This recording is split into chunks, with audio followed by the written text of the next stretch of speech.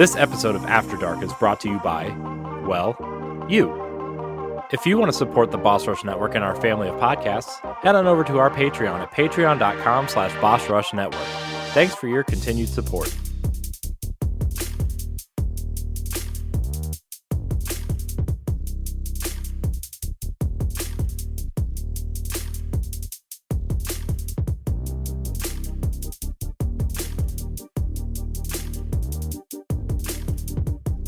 Hello, everyone. Welcome back to Boss Rush After Dark, the alternative podcast show for the Boss Rush Network. It's your boy, back, LeRon Dawkins, in the house.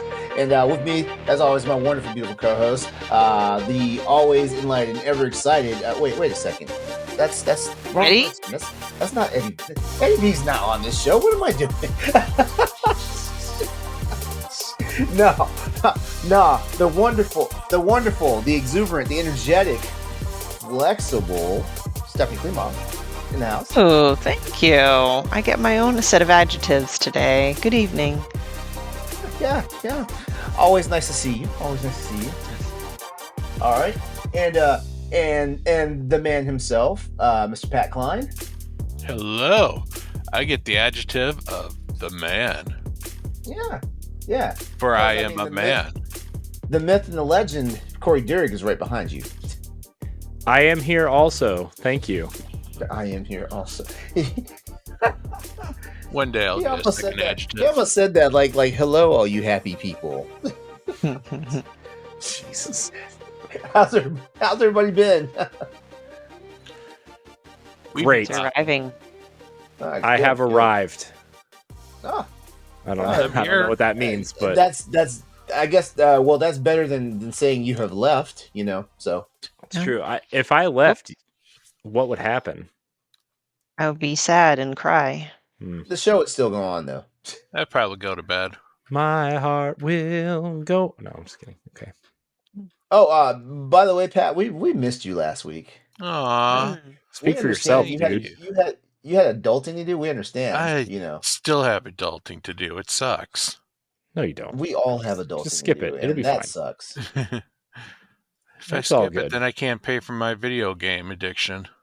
It's a vicious cycle, ain't it? Yep. Oh yeah, for real. So what's the haps, y'all? What's new? What's going on? What's exciting? What's exciting? Well, I've been packing for feels like, a year and a half now. I know I've been packing a bunch of stuff. If you look real close behind me, you can see two huge totes full of video game art books and strategy guides that are heavy as fuck. Yep. I one time packed all my PlayStation games in one box. Let me tell you, that thing was heavy. That's why I went digital, mostly. I'm going to be honest with you. I know this is a video game podcast, and we're really trying to steer away from video games, but after my apartment burned down, and I lost half my gaming collection, and digital games became a real thing, let me tell you, going all digital on Xbox and PlayStation has made moving a hell of a lot easier, because you only have to move the box. Mm-hmm. Yeah. Point. And now that Switch games are so tiny, it takes 17 of them to equal one disc. So, Yo, shoot. Speaking of Switch games and being so tiny, did you find something tiny under your pillow there, LeRon? no, thank God. I lost track because the little cases that you can basically put all your Switch games in. Before that, it was a case you put all your 3DS games in, and before that, it was a Switch you put all your Game Boy Advance games in. Okay, I lost track of my case that had my Switch games in it, and could not find it for a solid month. Oh shit! I was beginning to panic because I was sitting there thinking, because whenever I take my Switch with me, whenever I take my Switch out the house with me and whatnot, I usually carry the case with me too. Mm-hmm. And I was getting to the point where I was like, oh my God, did I drop it somewhere out in public or something? I called my boyfriend a couple of times and like, hey, have you seen my little case of Switch games? He's like, no. He's like, when's the last time you ever seen it? I'm over at your place. That's why I'm calling you. I was beginning to panic because I'm kind of 50. I'm kind of 50-50 right now. I have physical Switch games, but I also have a bunch of games on digital and stuff like that. And that scared the living hell out of me. I found it. It had fallen off of my nightstand table and somehow got underneath the nightstand table. Mm. And the only reason why I found it is because I was chasing one of the dogs and she decided to run under the bed. So right when I go and reach to get her out of there, I just happened to look and I'm like, that's my game case. Oh, I'm glad you found it. I've been through a similar Yeah. scenario because I got a game case and I had like heck 20 of those small little things in that whatever. And I'm like, in a second, I could have lost them all. That's like your entire library, like hundreds of dollars, you know. Mm-hmm. Oh, that Yeah. progress. Because Well, it's, you know. well, I guess, yeah, never mind. The saves can be digital. I Yeah, mean, hey, and- video games are part of life, and when I say I hate to say it, it's only because it makes it sound like I don't have a life. But the Video games thing for I'm really life.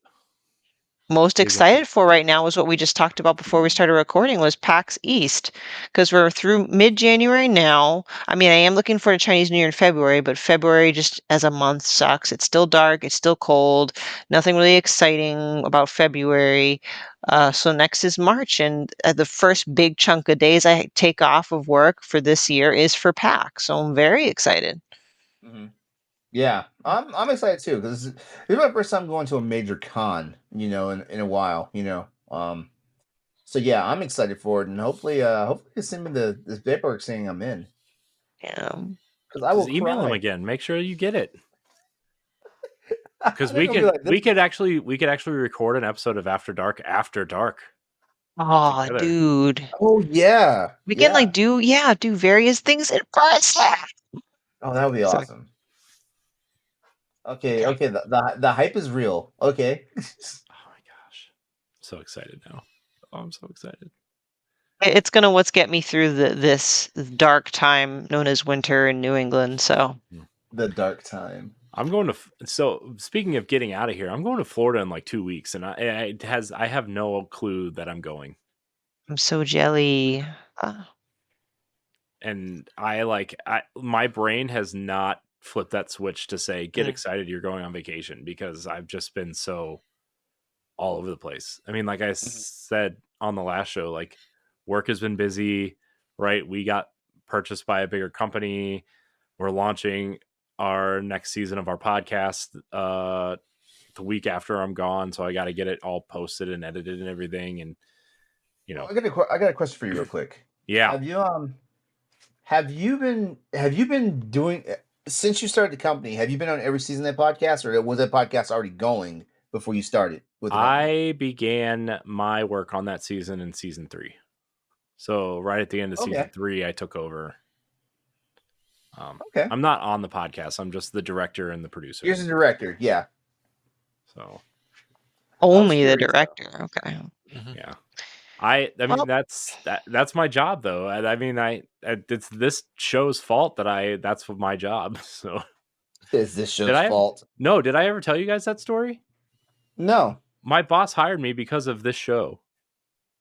And After Dark. No, After Dark. not this show, but Boss Rush in general. Okay. Wasn't that how you wasn't LeRon like your recommendee person? Yeah, he was one of my Yeah. recommenders. Yeah, I actually spoke with him. Yeah. So yeah, thanks, no. That's a nice freaking thing to have on your resume though, like to be able for them to see physical proof of something. Mm-hmm. Yeah. I mean, you just go to that YouTube channel and like that everything in the last 2.5 years is like not our YouTube channel, but like that YouTube channel too is like a real for future job opportunities if I ever get laid off or fired or I really hope not, but at least it's there. Anyways, enough about me. Whoops. I did do the logo though for the new season, and I'm very proud of it. Aw. Let's check it out. Super creative guy over here. Yep, that's me. Let's see. If you want to see how you can become a Patreon producer, head on over to patreon.com/BossRushNetwork. The Patreon producers for this month are Adriel Munger, Celeste Roberts, Christian S., Sana Dirrig, Francisco Santillan, and Todd Oxtra. Thanks for your continued support of the Boss Rush Network and our family of podcasts. I'm going to send it. Well, you know what? Actually, here's something else that I might be looking forward to that could be used as a segue for one of our topics. Is that I'm in talks with my significant other for him to move in the spring. Ooh, Oh, look at that. Huh. Hmm. That's fun. Which is, one of those type of talks when you are in a long-term relationship. There's no rule in the book about when it's best for people to move in together. I've seen people move in together only after a couple months. I've seen people only move in after many, many years, and it really depends, in my opinion, on the couple and where they are in life and what their goals are as to when. It's exciting, but when I say scary, not because I have any reservations, but just because the last person I lived with, it ended up in a divorce. So it's kind of like, well, I'm 0 for 1 so far. Is that so? I'm going to ask you a question. You don't have to answer if you don't want to, but is that conversation scarier now that you've experienced a failure before, and especially with a kid involved? I do say the stakes are higher, for sure. But the only thing that kind of negates that fear is that I feel way more comfortable and happy in this relationship than probably any part of my marriage, which I don't want to discount that. Like there was still happiness there. Because I can't turn around and be like, no, that was like the worst years of my life. Like I had happy moments in it. There were bits of love in it. But this is a relationship where I feel full love for both ways. So yes and no. Like the stakes are so high. Like I do not want to subject my child to have a revolving door of men and or women in my life in that way. And for people that do, like I cannot be the judge of that. I just, for me, myself, and I just don't want my son to see that. I don't want him, it's just, yeah. So there's a lot at risk, but I feel like what we've been through, the series of talks that we've had, it's a bet I feel comfortable making. So. Okay. I was just curious. Like, I mean, I know that I was on the opposite end of that conversation at one point. Like, I dated someone with a kid for a while, and we had that conversation, and clearly that didn't go very well. Didn't end, positively, we'll say. But I was just wondering if that. Well, hey, kids are a big deal. I'm actually less worried about him moving in and interacting with my kid versus his kid coming over every other weekend and me flipping out and slapping the shit out of him. Right. I forgot he had a kid too. JK, I'm not going to physically assault a child, everyone, just so y'all know I'm kidding. But I really, she's not kidding. That kid tries me. So. Oh, man. Kids, they're great. I love them when they're asleep or I'm not home. Yeah, there's definitely, yeah. But anyway, I don't want to keep going into make it the Stephanie show, but I don't know if that's something we want to talk about adjusting with long-term relationships, or I don't know, LeRon, I'm fumbling. Help. Actually, no, that's a good segue because I want to talk about like I don't know, like just like how we do about navigating ourselves into being long term relationships, and I'm not gonna put any hard guidelines on this, we could talk about like just the challenges and the dynamics of maintaining intimacy in a long term relationship, also just everything, communication, changing of desires, because that's a big deal as like time progresses, like like our love for for our other individual, it changes, of course. And with that change, like sometimes the desire changes, like like sometimes like there's always like this joke, like and sometimes like you hear it in couples counseling, like when they talk about the things they want out of each other, like particularly like romantically speaking, and one person's like I didn't know you wanted that, and the other person's like, I didn't know you did that. Yeah. Things of that nature. Yeah. And basically, because Corey, you're married, so like I don't know, like maybe like stuff that stuff that you do, like like for to keep the connection strong as times pass. Because how long have you been married now? Oh God, 2016. So this will be year 8. I thought he was Okay. going to say 26 years. I'm like, how old are you, dude? I No, know, right? 2016. We got married in October 2016. So we've been together about 7.5 years, I guess. Ooh, And Stephanie, how long were you married? I wasn't married very long. I think about, oh, ouch. It's actually since technically 2015. Oh, okay. 5 years. 5 years married, but I was with him for like a couple years before that. So together, a total of 7 years. Okay. Okay, my current relationship now is we're about to hit 3 years. Wow, that much time Yeah. flew by, huh? Yeah, right. Yeah, no, like we're a COVID couple. Like that's when we got together.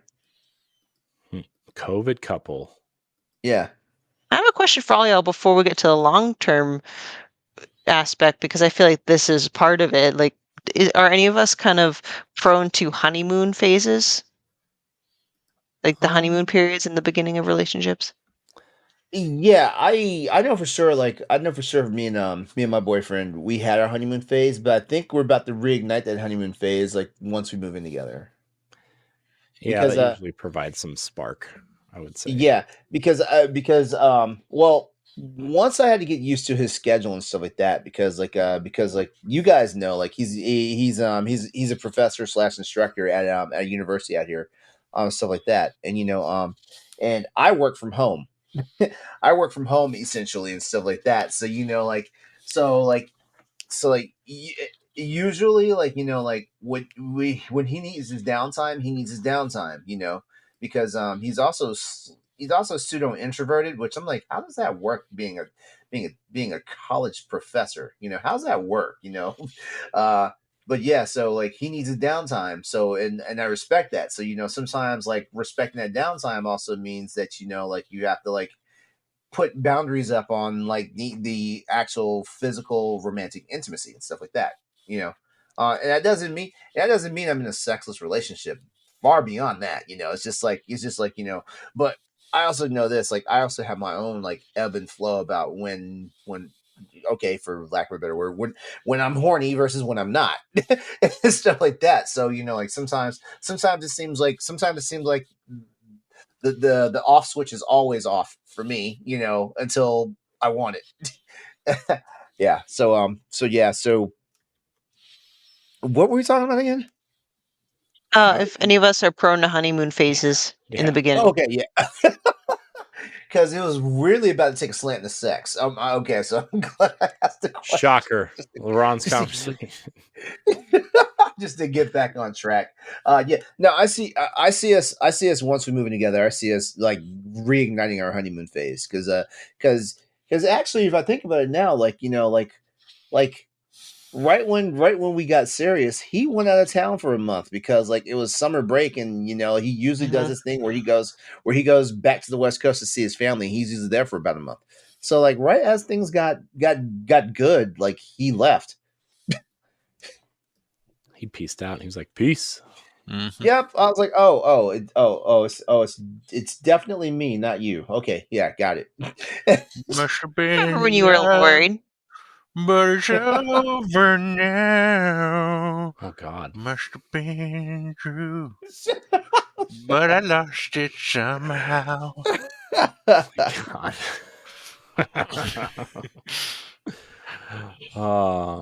Not bad, Pat. Not Thank you. bad. You win. You win 2024. How do you feel? Tired. Yeah.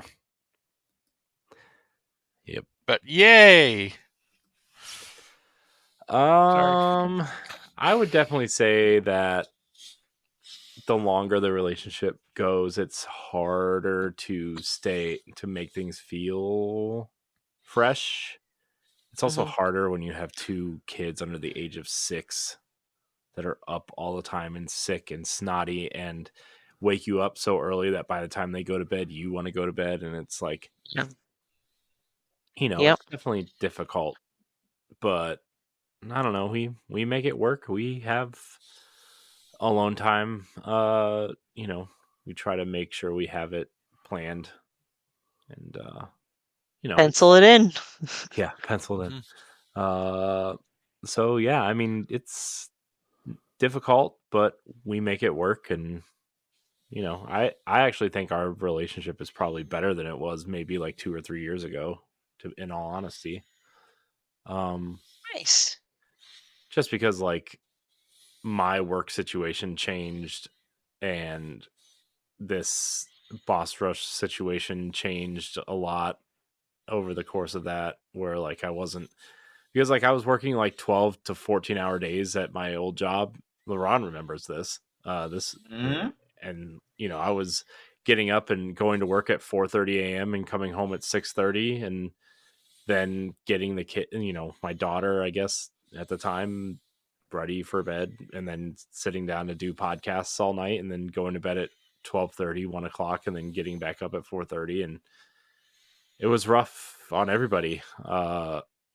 And so I think just a better like, not to sound like selfish or egotistical or whatever, but my situation changed, so it made the entire situation change, right? And that's not selfish. That's a wonderful move that would benefit everybody.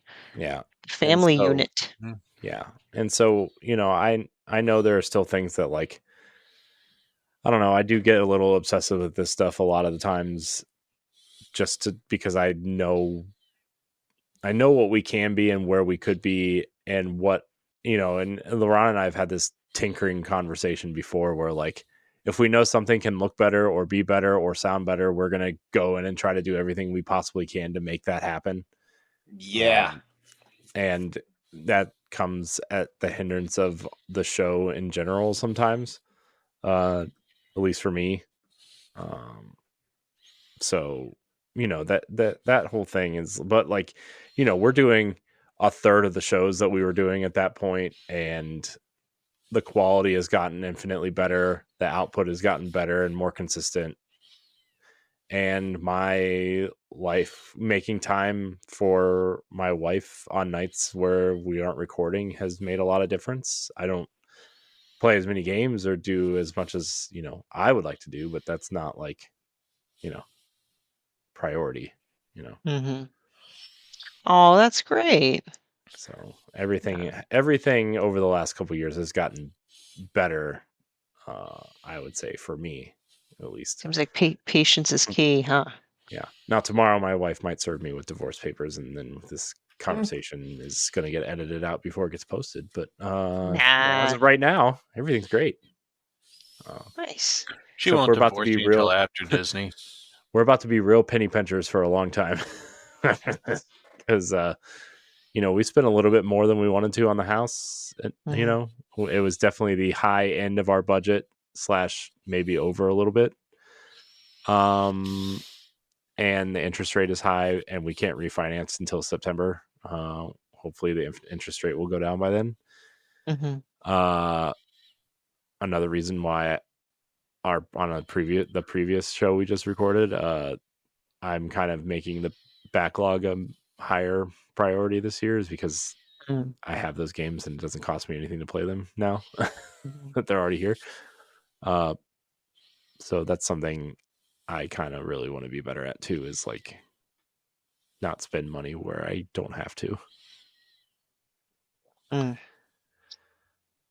know what I will say is ever since I started reading, no, I don't read it anymore. When I was late high school, early college, I used to read a lot of Cosmopolitan magazine because I was an introvert, a geek, and very I was a late bloomer, so I knew nothing about, having game and meeting chicks and dudes and whatever. So I would read Cosmo religiously, hoping that I'd magically become a really good serial dater or something. And a lot of, aside from like immediate dating, there's always articles on like, make sure your relationship doesn't get stale, or he or she will cheat on you. Like, all this fear was already built into my head. So I became hyper aware of keeping things fresh in a relationship. So on one hand, it served me well that I always kind of make it a point to have a date night on a semi-consistent basis, fresh, keep things fresh in the bedroom and whatever. But it also came as a detriment too, because I'm always worried that if we're just having a low-key couple of date nights, that I'm afraid that I'm being boring, if that makes sense. Because I do feel that temptation to be like, oh, it's just another night, which is great because I'm so tired of child rearing and working that I just want to sit down and watch 90 Day Fiance and make my, you know what? My partner actually does not mind watching it, or so he says. So, Mhm. I am a little bit worried about the moving in part from a sense that, speaking of kids, because I'm spoiled in the sense that the nights that I hang out with him have been on my child-free nights, so it's completely not hindered, no offense. The few nights that he has been over with my son, like, we try to go in my room and close the door, but he's like a cat. Like, as soon as the door is closed, he's like, "Mom, what are you doing? Why is your door closed?" I'm like, "Damn it." What are you doing here? What's going on? One time Hey. one time I was in an outfit, so I had to like wrap myself in a blanket and walk out like a human burrito, and like I'm like, please don't let him see what's underneath here. So I do fear about things getting stale, but at the same time I think I'm just kinda I over worry. Yeah. It happens though when you're in a, I don't know. It's when you're married as long as me and my wife have been. You kind 8 of years. just expect things, and like I do try to do some things once in a while of like unexpected. Like I'll bring her home flowers once in a while, or Oh. try to make something decent for dinner once in a while. But like it's again, it's really hard when you have little kids that won't leave you alone and like sleep in your bed half the time, to the point where like when they're both in there, I have to go to the couch. I can't I can't do it. Mm. Well, what do you guys think about the concept of letting go? I know the most stereotypic use of that is that once people get married, they let go immediately, like they gain a ton of weight, or maybe they just stop trying sexually or anything at all.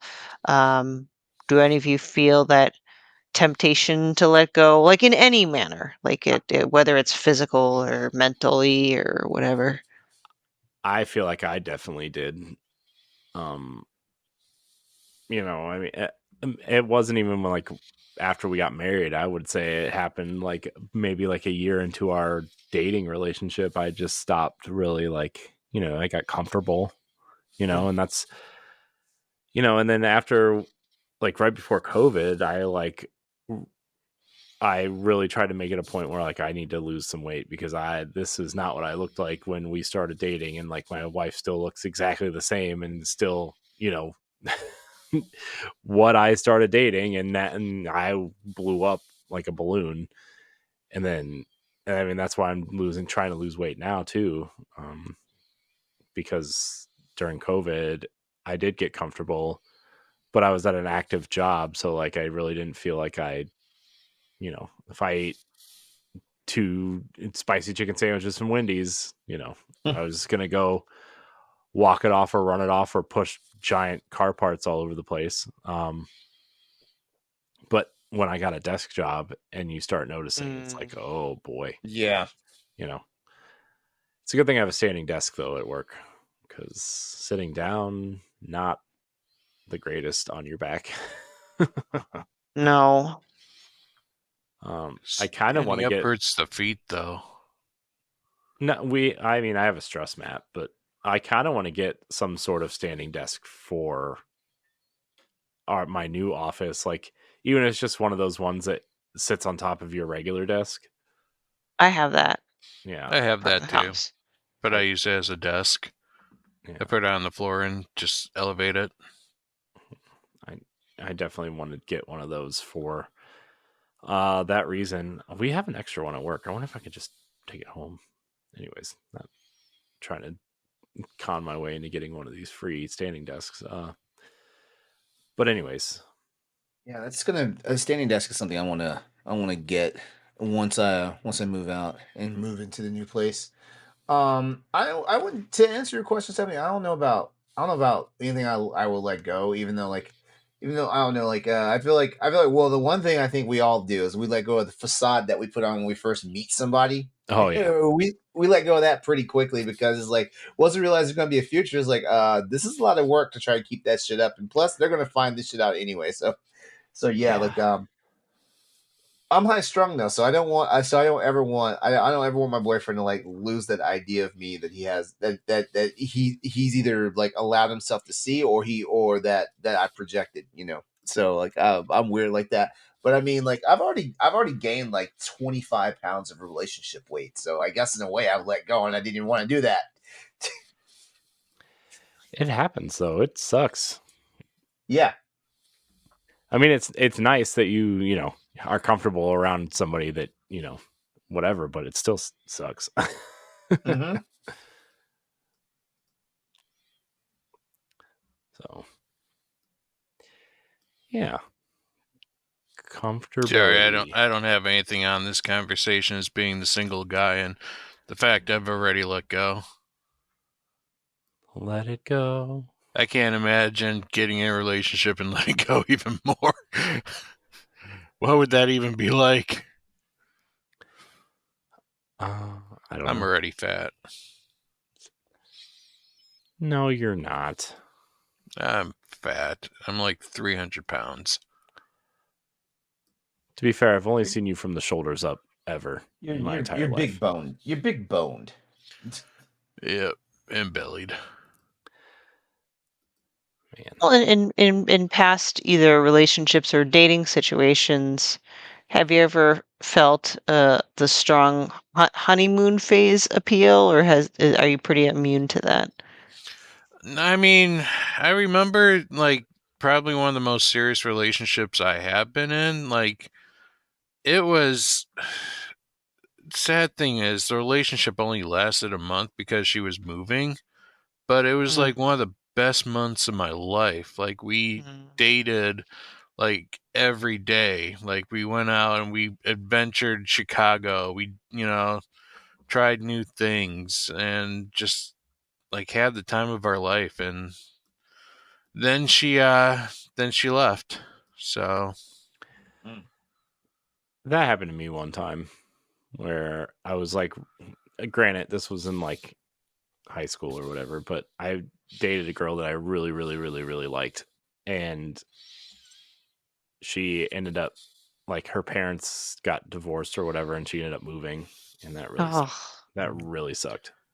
Yeah. what sucked after is she found someone else like within 2 weeks oh, after she moved. Mm. So it's like, wow, that meant nothing to you. Okay. Yeah. That sucks. do you fear the idea of complacency in a long-term relationship, or is that something you welcome? I know I shouldn't say welcome complacency, but changing perspectives, welcome the everyday aspect of relationship. Honestly, I wouldn't mind just being like just hanging in a room, with my partner and just we could be doing completely separate things, but just being there, to be honest. Like, I don't need to go out and, try and make a grand spectacle of everything. Like, I guess it was just, I want it to be there. Mm. Like, maybe she could be reading and I could be playing a video game, but like the fact that we're in the same Mhm. house, like that's just kind of what I want. But you know, Yeah, that's always that feeling of like I like just the feeling of that person being in the vicinity of you makes you feel so much better. Yeah. You Yeah. know, like even when I'm out here, like when I'm out here by myself, like either working in here or in the living room, whatever, watching TV or playing a game or whatever, and I know my wife's like in the bedroom, like not she's sleeping, she has no awareness, right? I feel better when she's home and they're home and Mhm. around instead of just being here by myself because it's like by myself. Yeah, yeah, and it's good that you have those grounded thoughts. When my partner expressed like like those initial anxiousness that you have when moving in, like, oh, you think we'll annoy each other if we're around each other all the time now? Like, I like my downtime. Sometimes I just want to lie down and be in peace. I'm like, guess what? So do I. I'm gonna be so happy to go in the other room and play on my PS5 while you're lying down closing your eyes. No problem. But I'm gonna love the fact that you're in the next room. If I ever walk to the kitchen, I can give you a hug and then keep walking. That's it. Trust me. Having to be actively involved with another human being every second, every day, all the time could be draining. Mhm. So, yeah. Yeah. People. Can't live without them. Can't live with them? No, wait. Anyway. Yeah. Yeah. So let's jump into this next topic real quickly here. How are we doing about balancing our work and personal life? Well, I know this. Like as I pitched this to you guys, I was like, it's something that Corey, you and I definitely struggle with and need to be better about. Yeah, the sad thing is I've gotten better and I'm still terrible at Ah, it.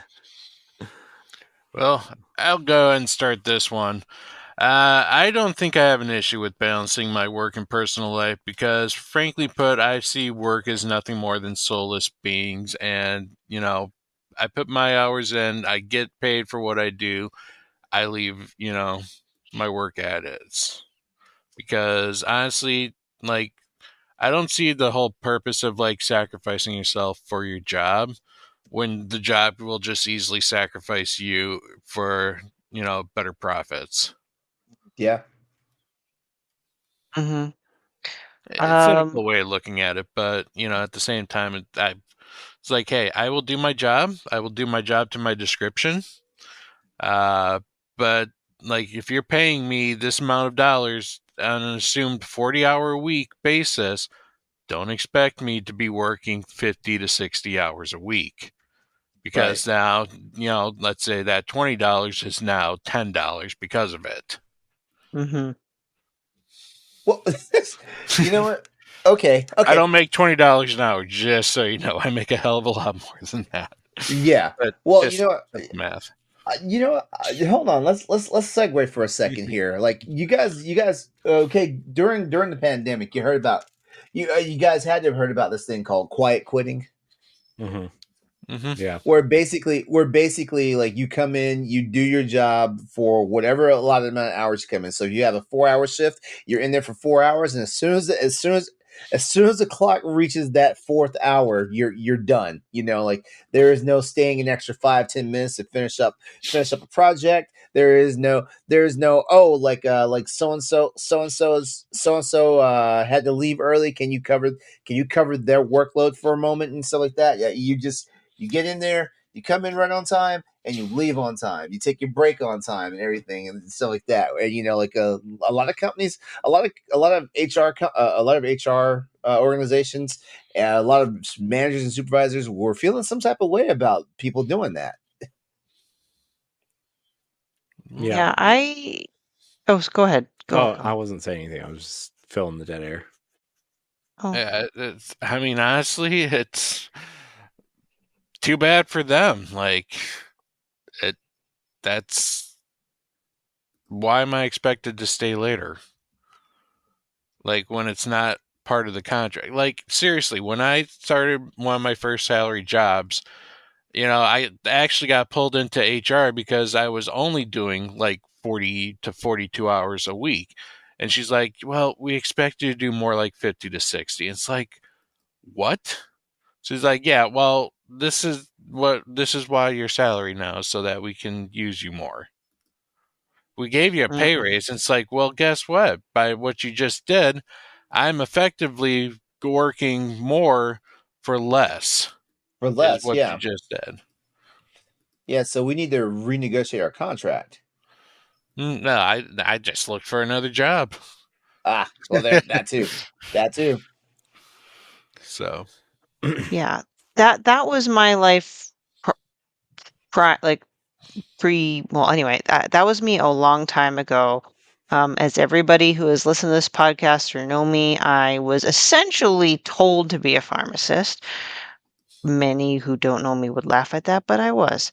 But I busted my butt, gave my heart, soul, blood, sweat, and tears to the retail pharmacy that shall not be named. That was my first true career. And I burned out very badly. I burned out. I came in early, stayed late, covered shifts.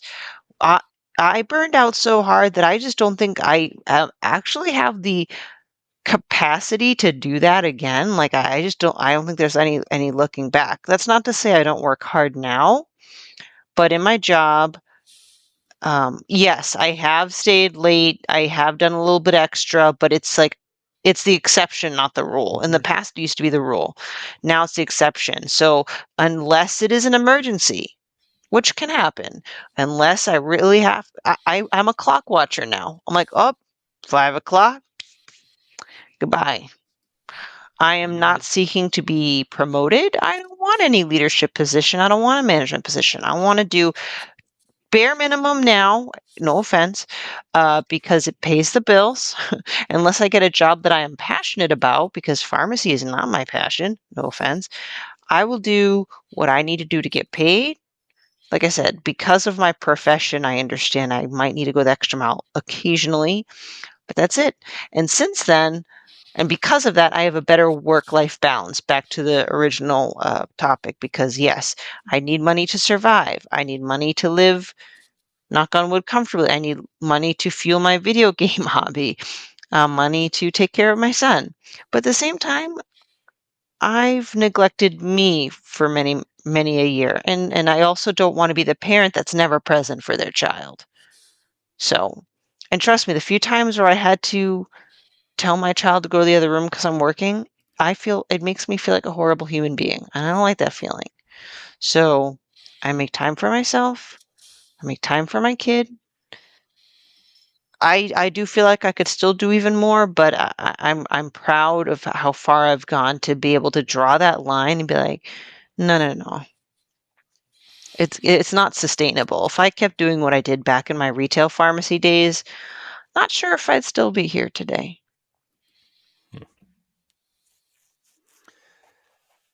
I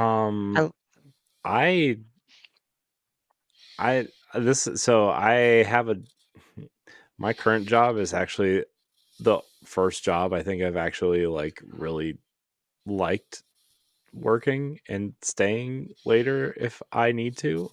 And I actually stayed over tonight about 15 minutes, and my boss, like, he didn't yell at me, but he's like, go home. He's like, it's 5:40, go home. that's the kind of boss I am. Like, I seriously have coworkers that love to work and stay late. I'm like, dude, go now. Yeah,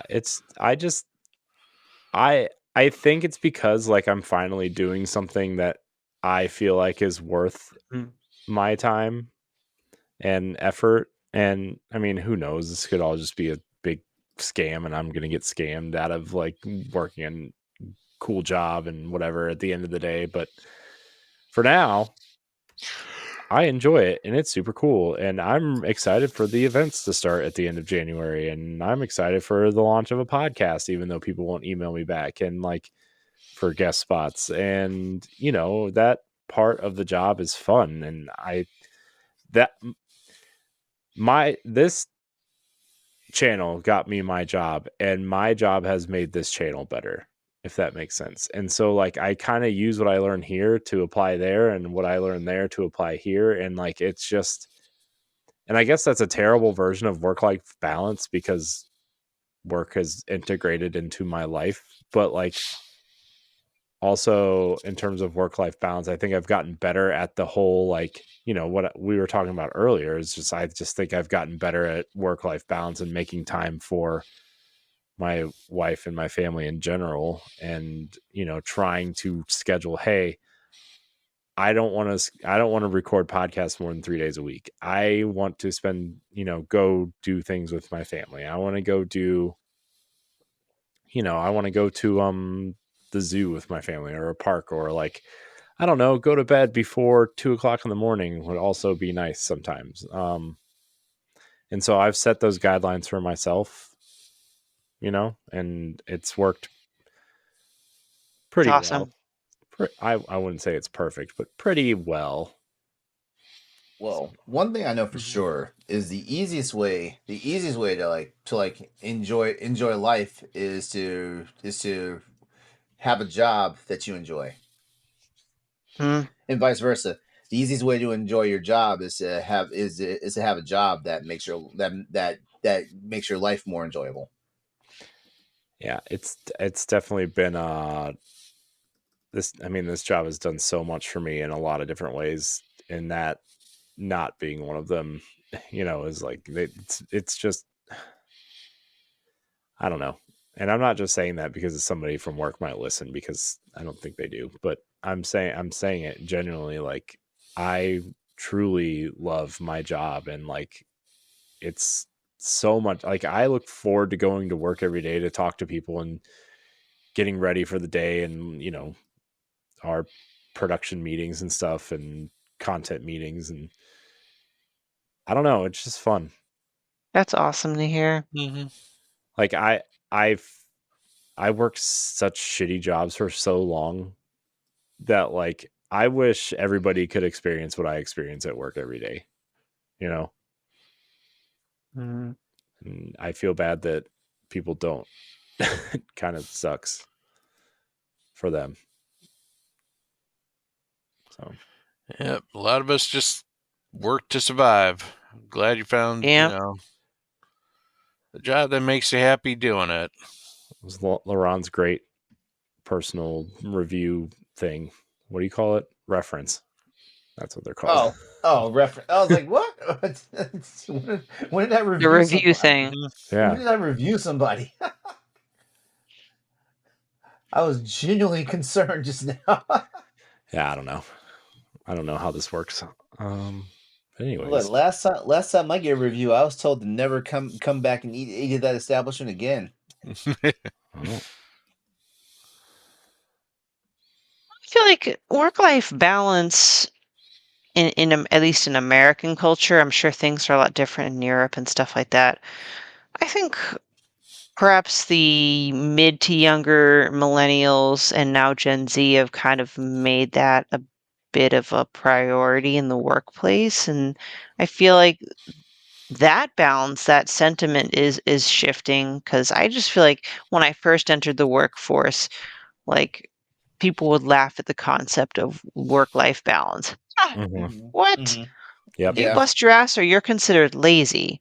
Yeah. Now there's a lot, and I'm sure there's still that mentality out there, but at least the balance is slowly shifting, no pun intended with balance, where, oh wow, you know, you gotta take care of that, you know, for example, that mental health, or oh, you know, maternity leave or death in the family. Yeah, why don't you take time off and not check your emails or something? I don't know. It's a bit more socially acceptable to have a Mhm. work-life balance. Hate to say it. Yeah. Definitely definitely changed a lot of the way people think and do things. I also think the working from home aspect of COVID changed a lot of the ways people thought about working too, you know, Good point. Yeah. to the Oh point my where a lot God, of companies companies are and forcing corporations people are to come fighting back. back on that shit, though. I know. God. It's because they own all this real estate in these high cost Yeah. areas, and they need to have a reason to own those buildings. Mhm. You know, Yeah. I don't know what's going to happen with all those buildings. Turn them into apartments. And non-luxury apartments, please. I'm so sick and tired No, it's of. all gonna be luxury apartments. See, yes, they could charge more. So stupid. That's how it works. And then they're gonna buy the real estate all around, like the houses, and basically use those now as new stock. And yeah, so you have no choice but to live in high luxury-ended condominiums and apartments because that's all you can afford in debt. and All right, well, before this gets depressing, geez. anything you want to do to wrap this before we wrap up? Anything you want to talk about before There's we wrap no up? hope, Always wrap it up. only darkness. The Always deep No. sorry, you laid it swallowing out right pit there. Well, just of just despair. wanted to say to everybody, like it, even if it might feel like it's impossible for you to achieve work-life balance, try to find it in a small way. Start small, and nothing works miracles overnight. People have tough financial situations, being a single mom, for example, or I don't know, lost or so. There's many things stacked against us. So if you are not in a position to be able to achieve that perfect work-life balance right away, that's okay. Just think of one small thing you could do for yourself to take care of yourself. Start there. Was that saying, the journey of 1,000 miles starts with a single step. Yeah. Well, that's actually wonderful advice, and that's actually a great spot for us to go ahead and end this show tonight. So, as always, I'd like to thank everyone for hanging out, tuning in, listening to us. This has been a wonderful episode of Boss Rush After Dark. We're doing all right. We're on a roll so far this year. Hopefully we don't putter out. I mean, it's only the second show of the year, but hopefully we don't sputter and like die on the side of the road, because as time goes along, it will happen. But yeah, on behalf of my co-host here tonight, I want to go ahead and thank you guys for hanging out with me. You guys are the reason why there's a show. And by the way, out there, you listeners and our patrons as well, you guys are also the reason why there's a show. So definitely check our show notes. Definitely see where how you can be more involved and active with Boss Rush After Dark as well as the network. How you can get in contact and stay in contact with each one of us here on this panel tonight. And on behalf of my co-hosts, we love you. Have a wonderful night. Tune in for another all-new episode of Boss Rush After Dark coming at you next week, where we will talk about everything, as always, never content appropriate for the other shows out there. But flubbed that, didn't I? Oh well, it's fine. Still got the gist of it. All right. We love you guys. Have a good night. See you next time. Bye. Bye. Peace. If you want to see how you can become a Patreon producer, head on over to patreon.com/BossRushNetwork. The Patreon producers for this month are Adriel Munger, Celeste Roberts, Christian S., Sana Dirrig, Francisco Santillan, and Todd Oxtra. Thanks for your continued support of the Boss Rush Network and our family of podcasts.